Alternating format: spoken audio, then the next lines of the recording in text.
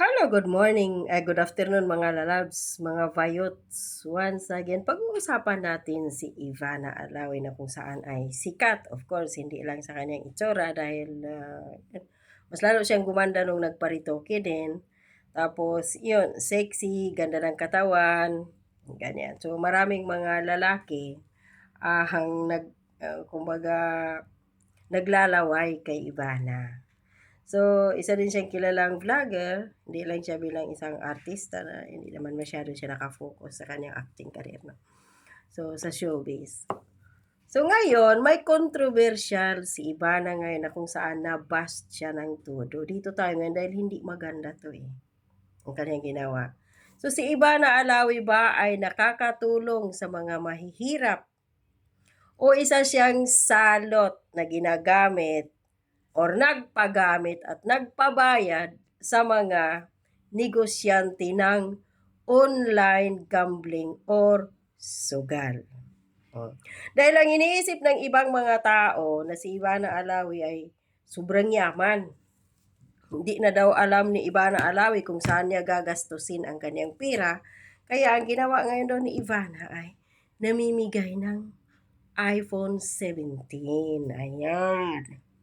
So, ayon dito sa balita ngayon, Ivana umani ng batikos dahil sa iPhone giveaway na may kaugnay sa online gambling.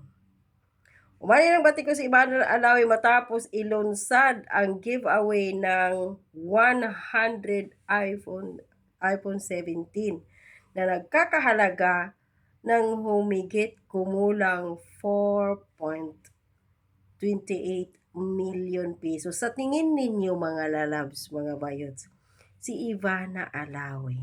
Kaya nga siya nag-vlog dahil gusto niyang magkapera. Sa tingin ninyo, magtapon si Ivana Alawi ng pirang ganon kalaki na wala siyang makukuha. Maliban sa kanyang pagbablog, umaani siya ng millions of views. Kumikita siya doon. Plus, binabayaran si Ivana Alawi ng gambling, kung sino man itong mga kaibigan ni Marcos Jr. na nagmamayari ngayon ng mga online gambling gaya ng scatter. Na yun ang pinakasikat ngayon. So, ito ayon dito ha, 4.28 million kung saan isa sa mga mechanics ang pag-follow sa page ng online gambling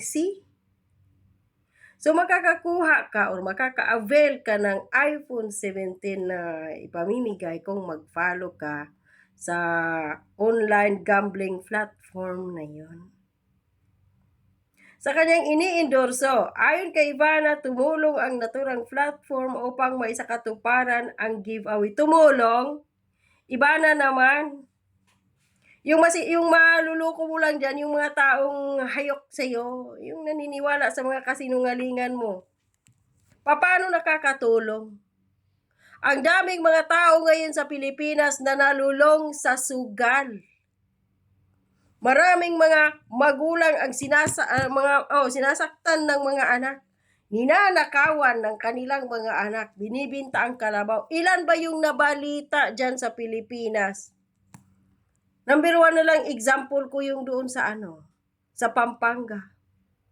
Pinatay ang tatay dahil nagalit ang tatay nung madiscover niya na ninakaw ang kanyang kalabaw ng kanyang anak.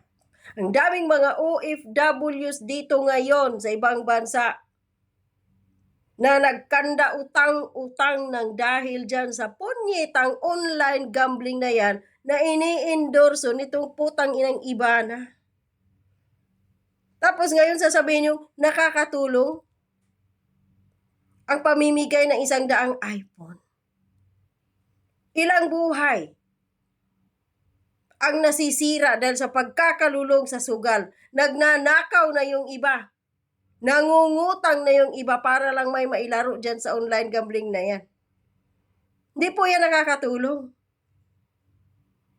Yun ay nakakasira sa mga Pilipino. Ginagamit si Ivana ng mga may-ari ng online gambling na yan dahil nga ulitin ko, sexy, maganda, nagpapakita ng kanyang puwet, ng kung ano-ano, soso, kung ano-ano, para mahalina yung mga tao. Pero, ayun, ang resulta ng kanyang ginawa dahil si Ivana, bayad. Yung mga taong nagsusugal, yung mga taong nagkanda utang dahil sa sugal, yung mga taong nakapatay, nagnanakaw, nakukulong ng dahil sa sugal, ang nangyayari sa kanila, miserable ang buhay. Samantalang si Ivana, masaya.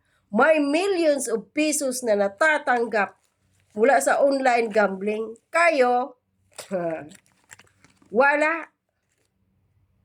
So, hindi po ito nakakatulong si Ivana. Isa siyang salot sa lipunan na inyong iniidolo, na hindi ninyo nilalagay sa utak ninyo kung ano yung resulta na kapag kayo ay mahumaling sa online gambling, magnanakaw na kayo.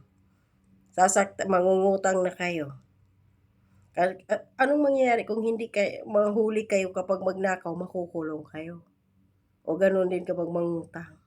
Pag hindi kayo makabayad, makukulong din kayo. So, hindi si Ivana nakakatulong.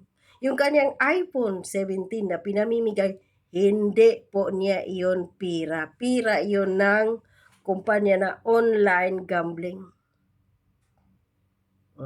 Sa kanyang video, sinabi niya, happy ako dahil 100 tao ang nakakatanggap ng nakakatanggap at magagamit ito. Oo, happy siya.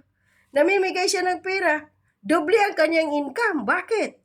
Kumita siya sa kanyang millions of views sa kanyang YouTube account o sa kanyang Facebook, kung saan pa siya mga platforms na meron. Tapos, binayaran pa siya ng kumpanya ng gambling company.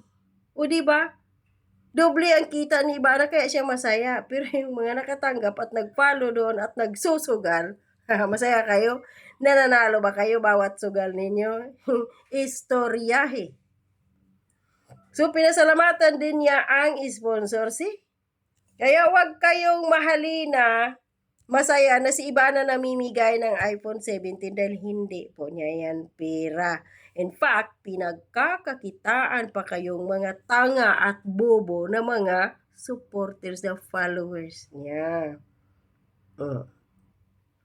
Gusto talaga nila na marami ang mabigyan kaya tumulong sila. Marami ang mabigyan dahil para marami din yung sa kanila, mag-follow sa kanilang online game gambling platform para marami ang maglaro. Para mas marami ang kikitain nitong online gambling platform. Yun lang yun eh.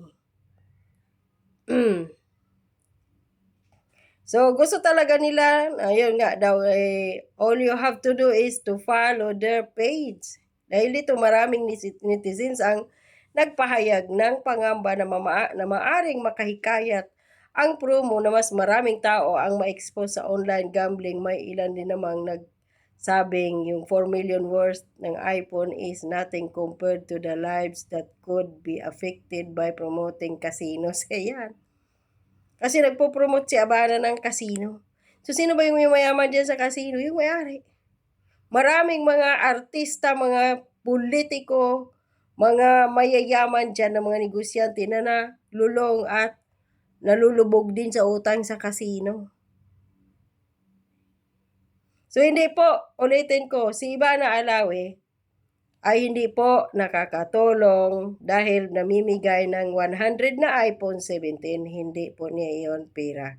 Pera yan ng may-ari ng casino na kanyang ini-endorso at nais niya kayong malulong sa sugal. Kaya mag-isip-isip kayong mabuti, mga Pilipino na mga tanga na sumusunod at humahanga dito kay Ivana. Di ba humahanga kayo dyan sa paghubad-hubad niya dyan, pagpapakita ng kanyang suso, ng kanyang kipay, o ano, lang yun. Maglaway lang naman kayo, wala kayong magawa, hindi niyo siya matikman. Pero yung pagsunod dito na maglaro kayo, wag na wag po ninyong gagawin dahil masisira ang buhay ninyo.